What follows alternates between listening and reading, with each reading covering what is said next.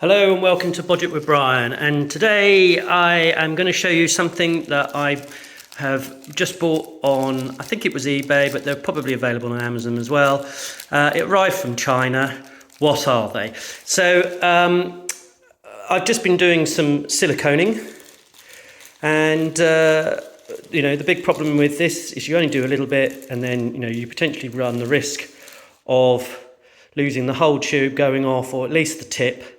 And throwing away tips when you don't need to is a bit of a waste.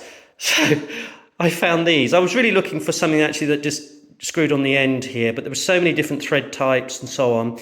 I went with these. Now they obviously look like something else that's quite familiar, and it literally just rolls on like that.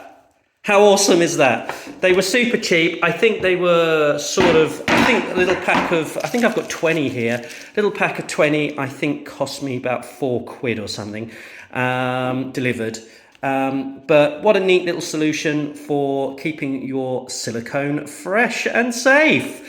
If you're not already a subscriber, please hit that subscribe button, ding the bell, and we'll tell you when our next video comes out.